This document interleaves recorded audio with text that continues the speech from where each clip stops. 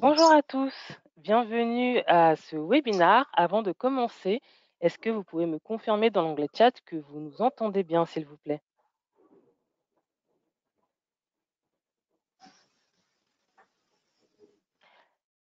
Super, merci. Alors, bienvenue à ce webinaire Santé en entreprise, les nouveaux enjeux. Avant de commencer le webinaire, c'est pour les personnes qui ont du mal à se connecter, vous pouvez soit vous déconnecter et vous reconnecter, ou alors vous connecter via le numéro de téléphone qui était inscrit dans le mail de confirmation que vous avez reçu. N'hésitez pas à nous envoyer toutes vos questions au fur et à mesure du webinaire. Nos experts y répondront en fin de session. On va commencer le webinaire avec le Dr Philippe Guibert et Johanna Nader et nous aurons Cécile Presta, DRH chez Clépierre, qui va nous rejoindre. Johanna, Philippe, je vous laisse la parole. Merci Jennifer. Bonjour à tous. Bienvenue pour ce nouveau webinaire relatif à la santé, santé au travail, santé en entreprise. Nous sommes ravis de vous y retrouver. Je suis Philippe Guibert, directeur médical en charge des activités de conseil d'entreprise. Nous sommes avec Johanna Nader et dans un instant Cécile Presta. Johanna, veux-tu te présenter en une minute? Oui, bien sûr. Merci Jennifer, merci Philippe.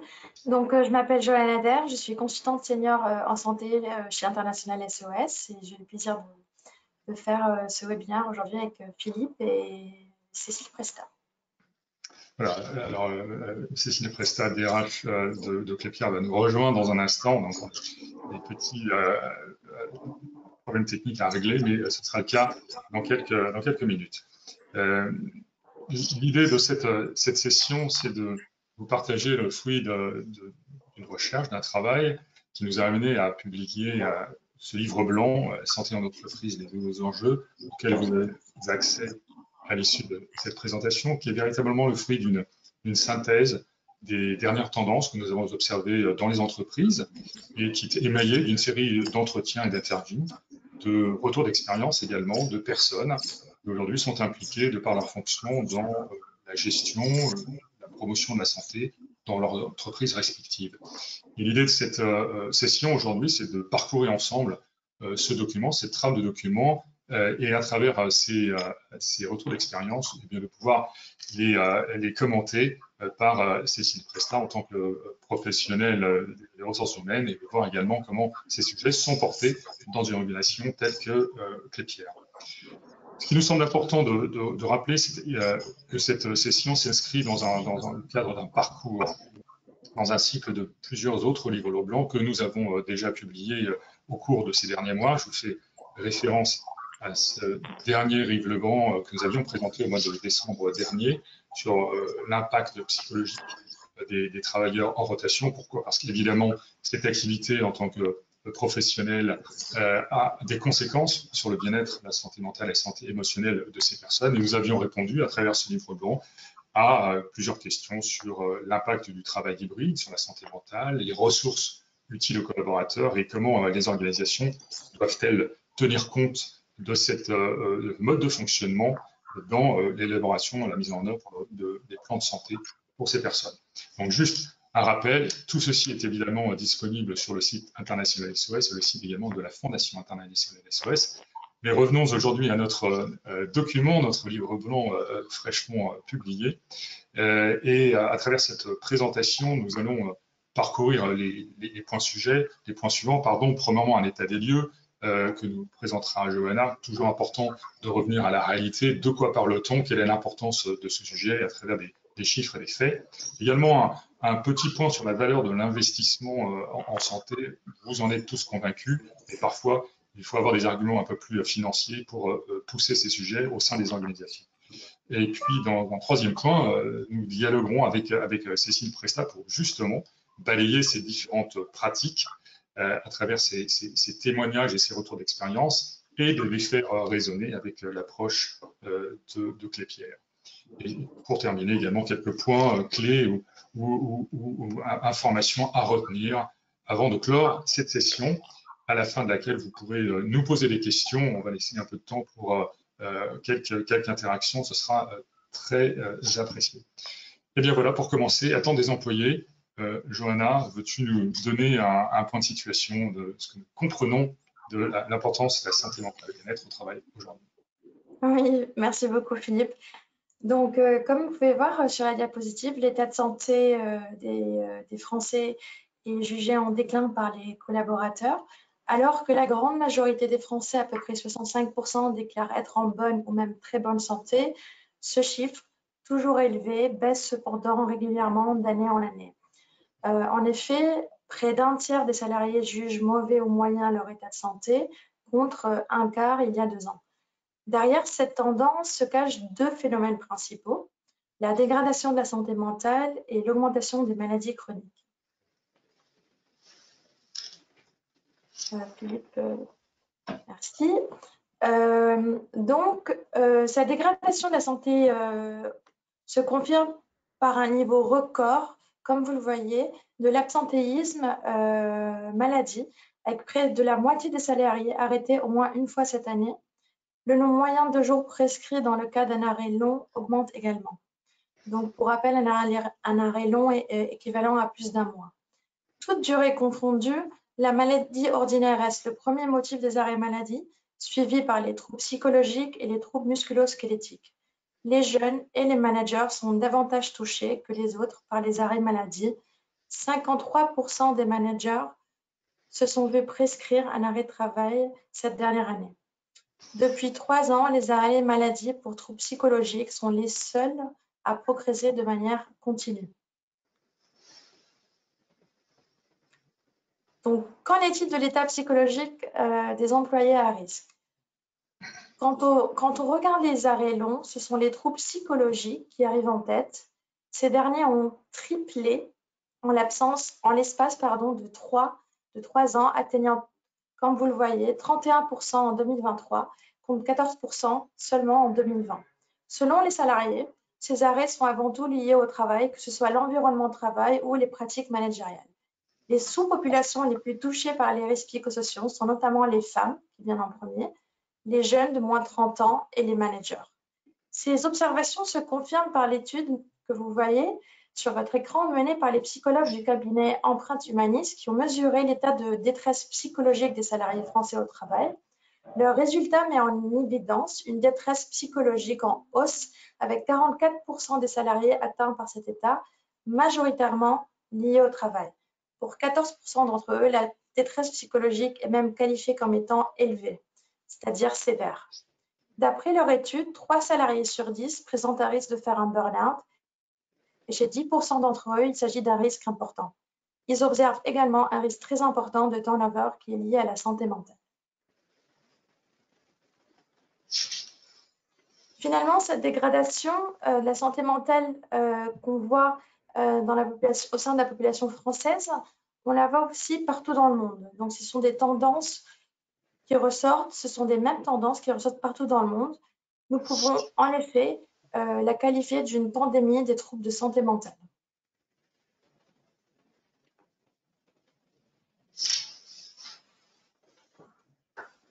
Entre 60 et 70% des salariés recherchent plus de sens au travail, avec un travail qui prend moins d'importance dans leur vie et une santé psychologique qui, elle, prend une place beaucoup plus importante dans leur travail. Les salariés ressentent une charge de travail excessive pour un quart d'entre eux, et cela est associé à des critères subjectifs tels que une relation dégradée avec le management, le manque de reconnaissance, une faible autonomie et une forte charge psychologique. Donc, en effet, nous pouvons dire que 4 salariés sur 10 ressentent une dissonance entre leurs convictions personnelles en matière d'environnement et leur quotidien au travail.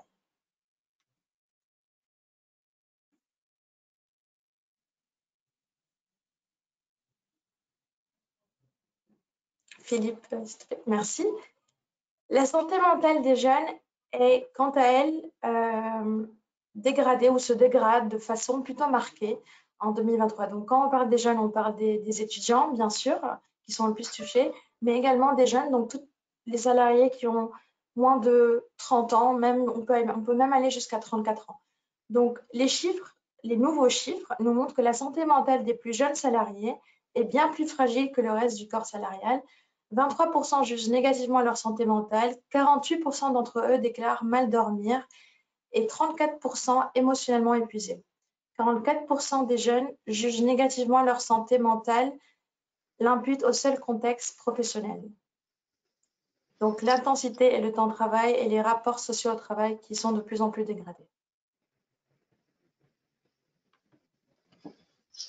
Merci, merci Johanna. Alors, voilà, le moment de vérité. Premier retour d'expérience ou commentaire de la part d'une personne qui a été interviewée lors de la création de ce livre blanc. Il s'agit de Sophia Merlot, qui est directrice des ressources humaines du groupe BNP Paribas, et qui cite, comme vous le voyez, les salariés cherchent à renouer avec le collectif, mais ont goûté à plus d'autonomie. On l'a vu lors de la crise Covid. Et partout, l'équilibre vie professionnelle et vie privée, les recherches de sens au travail sont des demandes très fortes. Alors, minute de vérité, Jennifer, est-ce que Cécile Presta est avec nous pour commenter ou apporter un éclairage sur ce point de vue?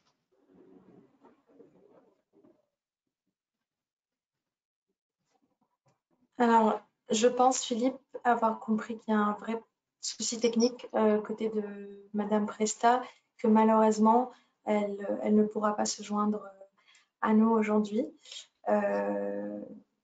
ce qui est un peu dommage, mais je pourrais peut-être répondre à certaines questions de sa Oui, tout part. à fait. Là, j'étais avec Madame Presta. C'est vraiment compliqué au niveau de la technique. Elle n'est pas à son bureau habituel. Elle est en déplacement. Et là, il y a quelques petits soucis techniques. Donc, malheureusement, elle ne pourra pas nous rejoindre aujourd'hui. Mais d'organiser quelque chose plus tard, éventuellement avec elle. Voilà. Merci pour votre Très bien, compréhension et je vous laisse poursuivre tous les deux. très bien. Merci beaucoup. Nous allons le faire. L'idée, évidemment, à travers ces retours d'expérience, c'est de donner quelques points et d'illustration sur l'importance de ce sujet dans les entreprises. Il nous semble en effet que, à travers l'expérience que nous avons chez International SOS également, ces demandes de la part des collaborateurs d'avoir une meilleure organisation entre leur vie professionnelle et leur vie privée participent également à leur bien-être et à leur santé mentale. Le fait de pouvoir délimiter un temps pour le travail et un temps pour leur propre vie personnelle fait également référence à l'autonomie qu'ils attendent de la part de leur manager et donc au degré de reconnaissance qui est associé. Et ceci participe de manière assez forte, je pense, les études le montrent depuis quelques années, en particulier à l'issue du Covid, ce degré d'autonomie et ce degré de responsabilisation donc, qui leur permet justement d'organiser leur vie professionnelle et personnelle de manière adaptée à leurs propres souhaits, participe à leur bien-être. Donc évidemment, il nous semble, à travers la préparation que nous avions faite avec Cécile Presta, que c'est également quelque chose qui est en place dans une entreprise comme Clépierre et que ces situations sont gérées puisque justement, ce demande d'autonomie fait partie des requêtes de la part des collaborateurs auxquels la direction des ressources humaines s'implique. Alors, pourquoi investir dans la santé et le bien-être au travail? Évidemment, nous portons tous et vous portez tous ce message au sein de nos entreprises et organisations respectives. Il est important de comprendre que les données relatives à la mise en place de ces programmes permettent désormais de calculer un véritable retour sur l'investissement correspondant au déploiement de ces programmes. Également, au-delà du retour financier, la valeur sur investissement. Donc, il y avait ce double concept de return on investment and value on investment, donc des choses un peu plus intangibles, mais qui participent au bien-être des collaborateurs, avec ce sentiment général de satisfaction, d'épanouissement dans et par le travail, qui dépasse très largement l'absence de problèmes de santé. Donc, on le comprend, les conséquences de la mise en place de ces programmes à terme sont toutes positives, à la fois en termes d'épanouissement professionnel, en termes d'amélioration de l'ambiance, en termes d'engagement, de productivité, de rétention, d'augmentation de la résilience, voire de la performance des collaborateurs. Et tout ceci peut se mesurer à travers ces études en termes de chiffres relatifs aux ressources humaines, en termes de turnover, en termes d'attraction, d'efficacité et d'engagement des collaborateurs, avec un véritable retour financier auquel les managers sont sensibles. Donc, de nombreuses études sont disponibles à ce jour pour démontrer que quand un programme est mené de manière efficace et sur la longue durée, eh bien, il apporte un véritable retour financier. En sachant que en miroir de cette information, et le management des organisations y sont en général sensibles, il y a une véritable attente de plus en plus importante de la part des collaborateurs du rôle que l'entreprise peut jouer à l'égard de leur propre santé. C'est un sujet qui est devenu prioritaire dans les attentes des employés. On faisait référence, Johanna, avec les jeunes générations, et le besoin et la reconnaissance que l'entreprise peut avoir un rôle positif sur la santé des employés est une de leurs attentes, ce d'autant que, si on reprend la crise Covid, la majorité des employés ont considéré que leur employeur a bien géré la situation, a été à la hauteur de leurs attentes en termes de prévention, de protection, d'information, de facilitation d'accès aux vaccins ou aux masques.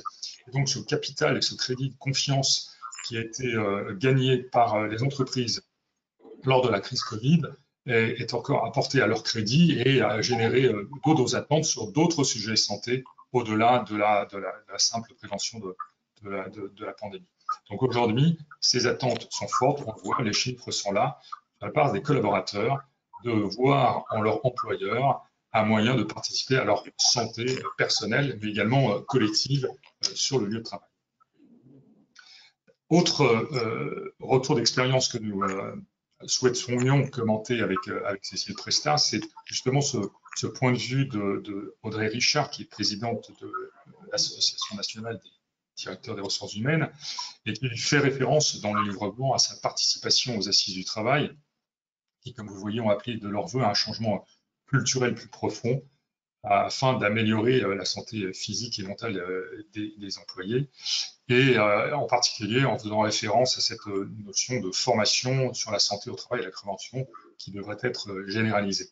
Alors évidemment, il y en a un peu plus dans les livres blancs, mais l'instauration de ce changement culturel tel que nous l'avions préparé avec les Pierres est également un sujet qui parcourt l'organisation, véritablement faire sortir le sujet de la santé au travail, de la simple responsabilité de la médecine du travail et des ressources humaines, mais faire en sorte que cette responsabilité soit partagée, en tout cas ce sujet soit porté par plusieurs acteurs, quels qu'ils soient, qui ont un rôle à jouer sur la santé des collaborateurs, que ce soit évidemment les instances représentantes du personnel, les directions des ressources humaines, la direction des gestion des risques, parfois direction santé quand il y en a une, ou la médecine du travail, ou les responsables santé, sécurité, environnement quand ils sont présents dans les organisations. Donc, faire en sorte que ce sujet de santé soit transverse pour que justement ce changement culturel auquel Mme Richard et les assises du travail ont appelé de leur vœu puisse se manifester de la manière la plus concrète possible. Alors, comment améliorer de manière un peu schématique la santé en entreprise? Mais en fin de compte, ça fait référence à la mise en place de ce qu'on appelle la culture de la santé.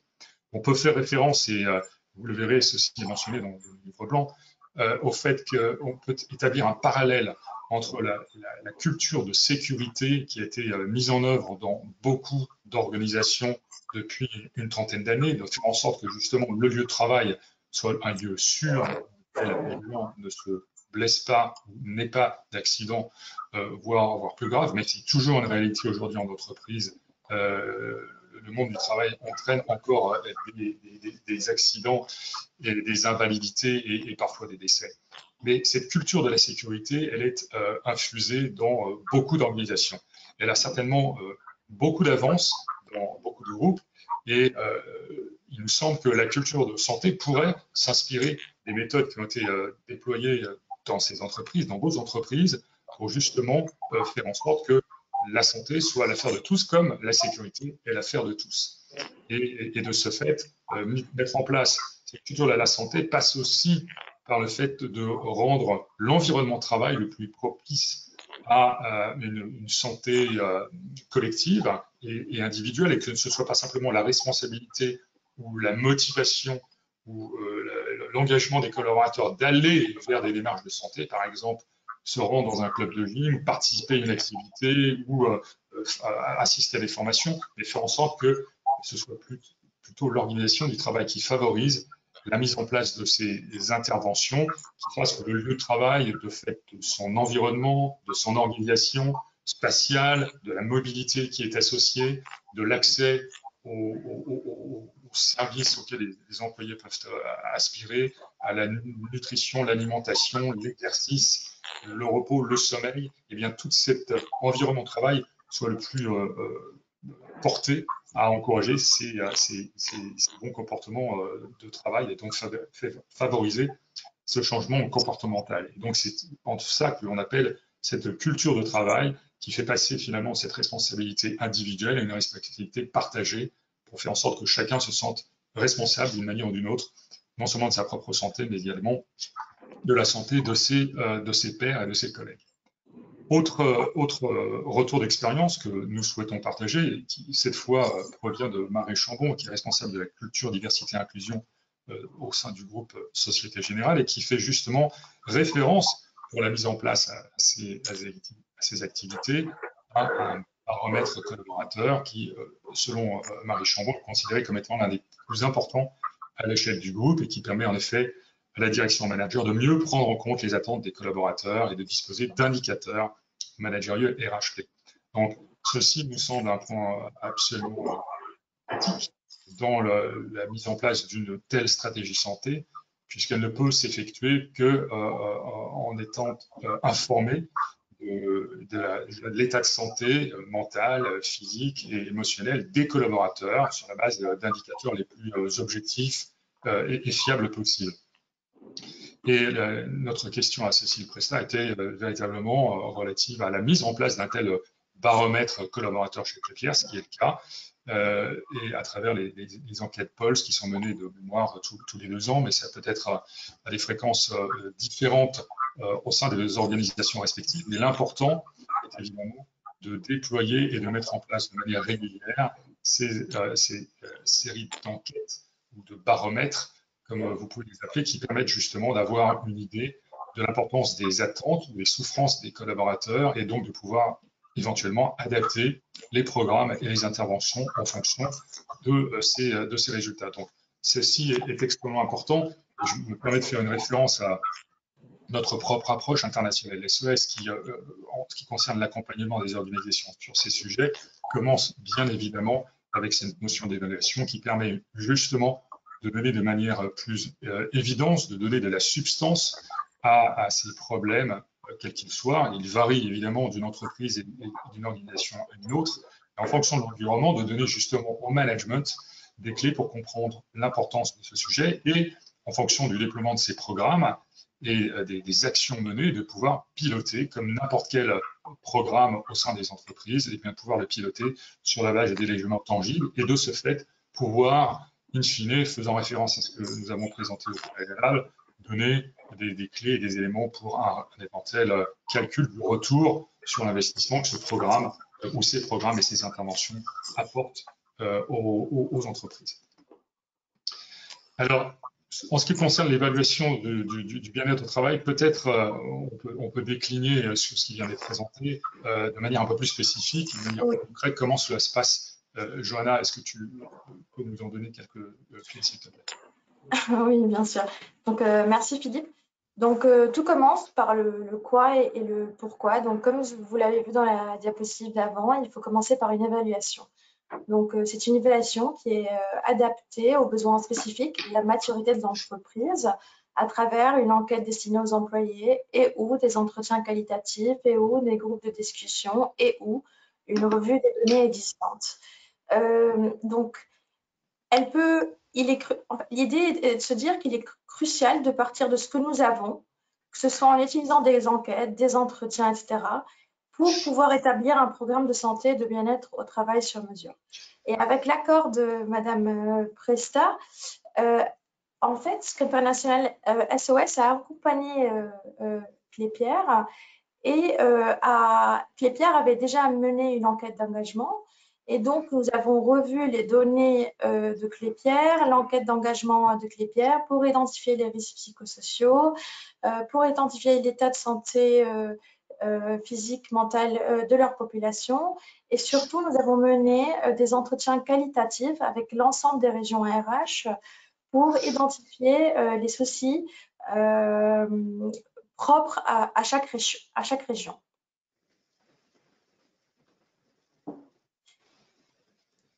Quelle est la bonne pratique? Pour International SES, c'est d'utiliser ou adopter une approche holistique. Donc, lorsqu'il est possible, il est recommandé d'adopter une approche globale en utilisant une enquête auprès des employés pour évaluer l'état de leur santé mentale, donc quel est leur niveau de stress qu'on peut calculer aujourd'hui, niveau d'anxiété, niveau de dépression, leur comportement en matière de santé, donc on parle d'exercice, de nutrition, de tabac, mais ainsi que les risques psychosociaux. Donc, on parle de clarité de rôle, on parle de présentéisme qui représente la productivité, on parle surtout aussi de la sûreté psychologique. Donc, tout ça est très important pour avoir une idée globale et holistique de l'état psychologique, l'état de bien-être, de vos employés.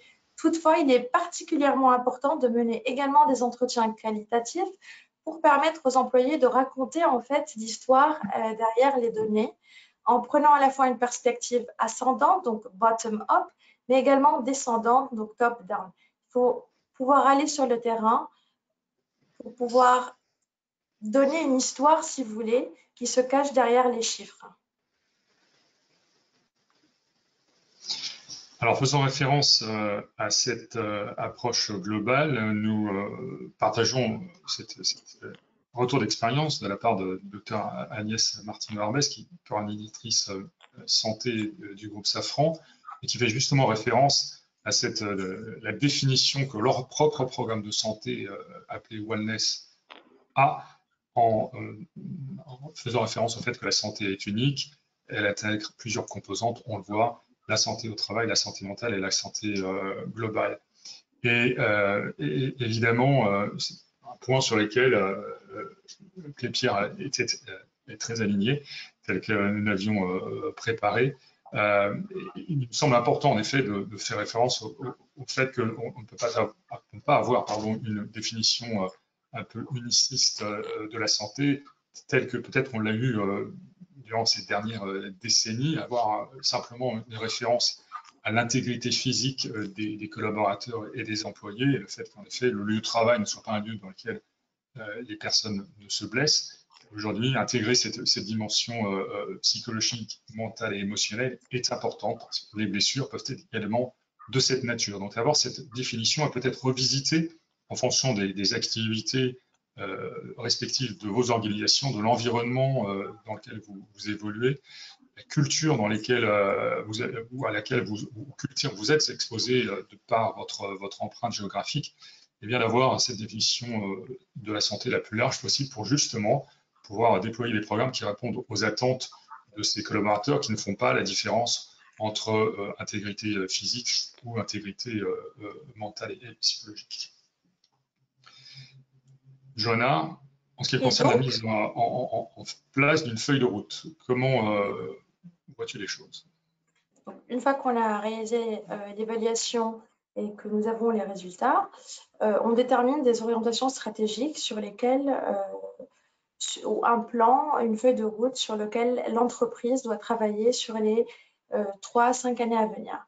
Donc, notre expérience auprès d'entreprises nous conduit à privilégier une approche qui est très opérationnelle des projets de santé mentale et bien-être d'AMA, c'est-à-dire que ça doit être une démarche qui doit être opérationnelle avant tout et déclinée par région, pays en fonction de leur spécificité.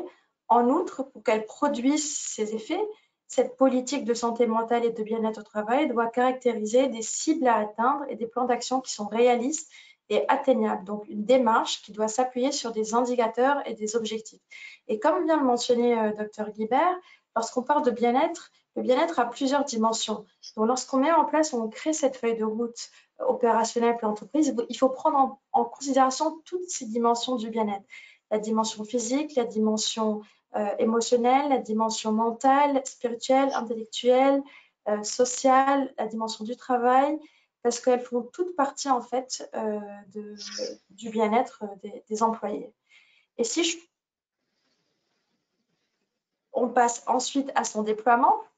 Donc là, une feuille de route, elle doit être constituée, comme vous le savez, par des objectifs opérationnels, des sous-objectifs et des actions qui permettent d'atteindre ces sous-objectifs.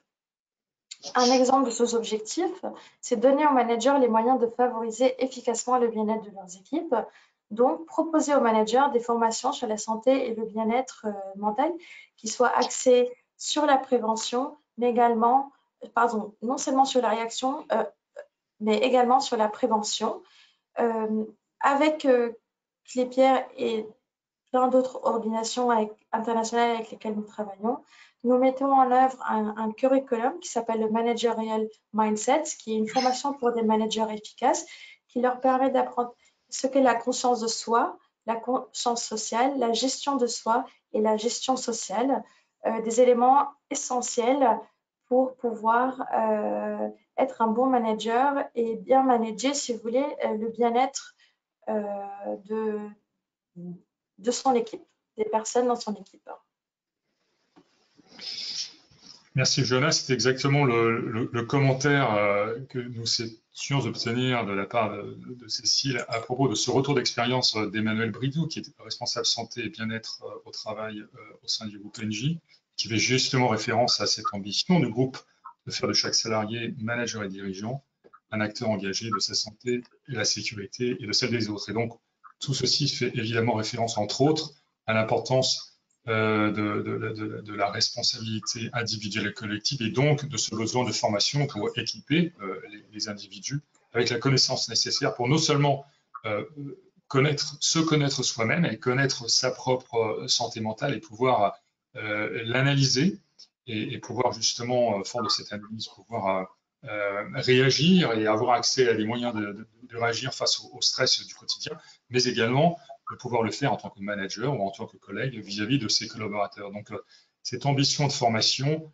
elle est certainement partagée par beaucoup d'entre vous, beaucoup d'organisations. C'est le cas chez Clépierre qui aurait pu témoigner de cette dimension de formation lancée auprès des managers, justement pour faire en sorte que chacun d'entre nous puisse être un acteur de la santé en entreprise.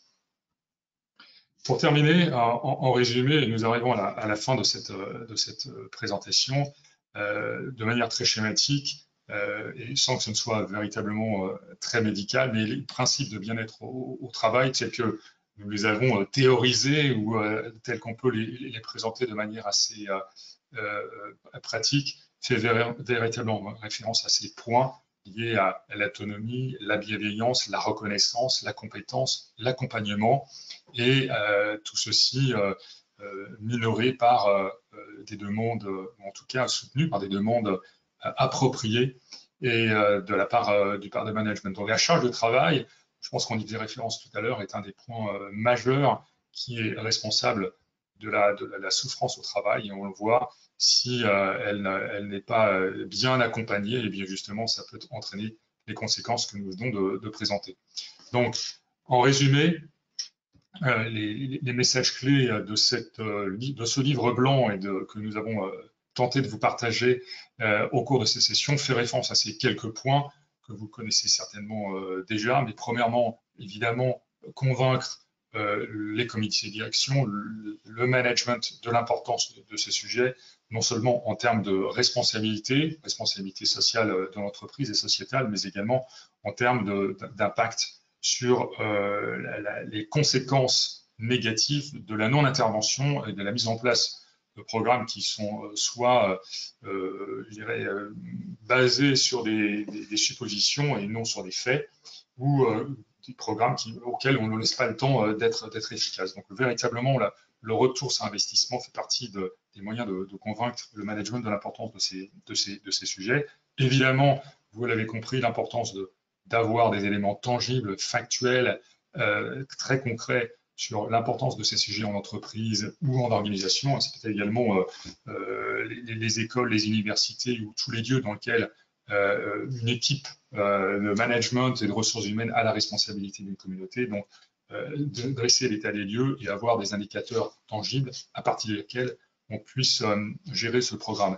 Évidemment, déterminer ces indicateurs pour qu'ils puissent être le plus objectifs possible. Et encore une fois, ils sont adaptés à chacune des organisations. Il n'y a pas un jeu d'indicateurs qui permet de gérer ces programmes de manière globale. Il faut qu'ils correspondent véritablement à votre propre environnement et à votre façon de travailler. Organiser des actions efficaces, on l'a vu, cela passe à l'organisation du travail, cela passe par la formation des collaborateurs, cela passe par la formation des managers également, qui sont véritablement clés et pivots dans l'organisation, pour pouvoir justement relayer les bons messages et être les acteurs, les représentants et les témoins par leur propre comportement de la vision que l'entreprise a de la santé au travail. Et puis pouvoir mesurer les progrès de façon régulière. Ce ne sont pas des programmes que l'on revoit une fois tous les 3 ans, mais plutôt des programmes qui se pilotent de manière très fine, avec toute une série d'indicateurs, directs ou indirects. Et justement, le fait que ce sujet santé soit partagé de manière la plus transversale possible au sein de l'entreprise n'en fait pas reposer la responsabilité de l'exécution uniquement sur les épaules des ressources humaines, mais à travers tous les autres intervenants que nous avons déjà cités, puissent également être amenés à partager leur propre compréhension de la santé et de faire remonter les problèmes, les dysfonctionnements, mais également les avantages et les réussites qui sont constatés dans l'organisation et qui permettent d'adapter ce programme de manière efficace. Eh bien, écoutez, nous avons été ravis de vous partager le contenu de ce livre blanc. Même si ce n'était pas exactement le format que nous souhaitions, mais vous y trouverez en le téléchargeant un peu plus d'informations que ce que nous avons présenté aujourd'hui, qui fait référence évidemment à cette petite mise à jour des informations relatives à la santé et au bien-être au travail, ces interviews qui sont véritablement très intéressants, quelques fiches pratiques et des retours d'expérience qui vous permettront peut-être d'apporter un peu plus d'éléments concrets auprès de vos propres équipes de management sur le besoin et la réalité de déployer de manière encore plus efficace, mais nous n'en doutons pas, vos programmes au sein de vos entreprises et de vos organisations respectives. Il ne nous reste plus qu'à voir, Jennifer, si nous pouvons prendre quelques questions. Oui, il y en a quelques-unes. On a encore un peu de temps, donc on va prendre le temps d'y répondre. Première question peut-être pour toi, Philippe. Comment mettre en place une politique de santé au sein d'un groupe international lorsqu'il y a de fortes disparités régionales? Alors, c'est une bonne question. Je dirais que c'est une question à laquelle beaucoup de groupes internationaux sont confrontés, puisqu'il ne peut pas y avoir une approche uniciste et identique pour l'ensemble de l'organisation. Par contre, il est la responsabilité du groupe de définir le cadre à la fois stratégique, des orientations et des sujets sur lesquels l'entreprise souhaite porter son attention,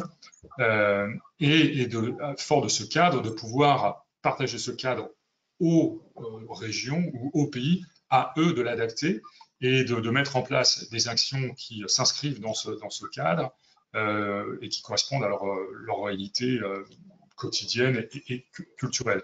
Donc la priorité peut être définie au sein du groupe en disant l'importance de l'exercice, d'une vie saine et d'un bon sommeil et d'une bonne alimentation, parce que justement, les études l'ont montré, et là je fais référence à des exemples concrets que nous avons vécus et que nous avons accompagnés chez International SOS. Donc ça peut être une des ambitions du groupe stratégique sur un des sujets sur lequel le groupe souhaite porter ses efforts. Ensuite, reste à chaque région de décliner ce sujet de la manière la plus adaptée, culturellement appropriée auprès de ses collaborateurs.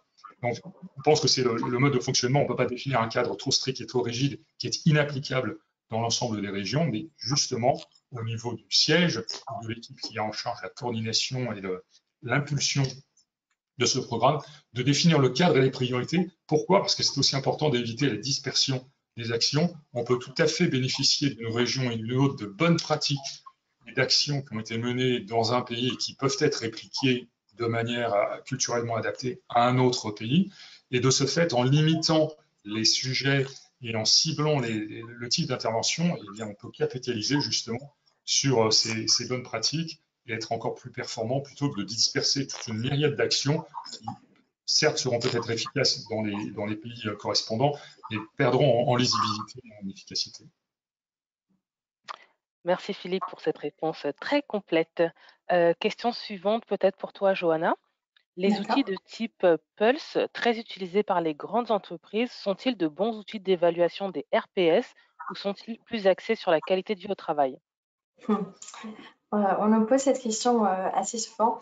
Je dirais que les enquêtes Pulse sont un outil précieux pour surveiller l'acuité et les RPS au fil du temps, mais elles peuvent, si vous voulez, ne pas fournir une évaluation exhaustive des RPS finalement.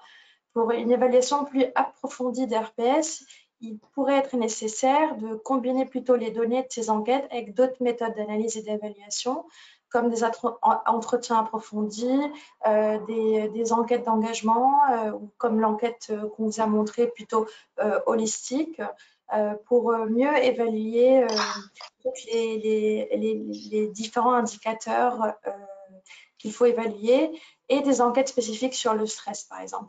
Donc, l'objectif dépendra vraiment des besoins spécifiques de l'entreprise en matière de gestion des RPS et de la QVT, mais je dirais que ces enquêtes Pulse sont plutôt plus pour l'analyse QVT que les RPS, mais bon, et en même temps les deux.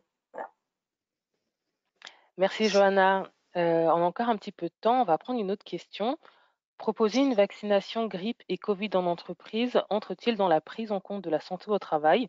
Y a-t-il un cadre légal pour cette pratique en France? Alors, si je peux me permettre de répondre, ou en tout cas donner des éléments, oui, bien évidemment. La vaccination fait partie des actions de prévention auxquelles l'entreprise peut participer. Alors, la réglementation, je pense qu'elle est bien établie en termes de vaccination, ou en tout cas d'accès à la vaccination liée à la grippe saisonnière, en particulier pour les populations vulnérables ou les personnes qui sont exposées par la nature de leur activité à être en contact avec le public. Donc, en France, tout ceci est structuré et sous le ressort de la médecine du travail, mais des interventions de type promotion, facilitation de l'accès à la vaccination grippe et désormais grippe plus Covid fait tout à fait partie des initiatives santé auxquelles que l'entreprise peut mettre en place. Je vais vous témoigner d'International SOS où nous avons, depuis le Covid évidemment, mis en place ces actions. Et donc tout ceci est piloté par les ressources humaines. Donc on peut tout à fait inscrire ces interventions dans le cadre d'une politique santé et d'actions de prévention, je dirais à la condition peut-être que l'accompagnement sur l'information liée à l'importance de la vaccination, les bons gestes, les bonnes attitudes, il est toujours approprié de rappeler les bonnes attitudes en termes d'hygiène, de ne pas venir au travail si on a des signes et symptômes quels qu'ils soient, éventuellement le port du masque, le lavage des mains, le mouchage, toutes ces mesures d'hygiène traditionnelles peuvent être également rappelées à cette occasion. Donc ne pas simplement faire la vaccination et de manière totalement indépendante, mais l'inscrire dans une action un peu plus coordonnée où il y a également de l'éducation, où on rappelle des bonnes pratiques en matière de santé liées à la période hivernale. Merci Philippe. On va prendre une toute dernière question parce qu'il est 45 et pour toutes les questions qui n'ont pas été traitées, vous recevrez une réponse personnalisée par mail après le webinaire. Alors, dernière question. Dans le cadre de votre accompagnement de Clépierre, avez-vous mené également des actions de promotion de santé physique? Alors, Philippe, je vais la prendre. Donc, merci beaucoup, Jennifer. Alors, oui, donc Clépierre, comme nous l'avons montré à travers les chiffres tout à l'heure, a bien pris en considération le fait qu'il y a une forte attente aujourd'hui des employés auprès de leur employeur pour promouvoir leur santé et physique et mentale. Donc, sur ce, nous avons mis en place pour Clépierre et avec Clépierre de nombreuses campagnes de promotion de la santé autour de la vaccination, autour de la dermatologie, donc le cancer de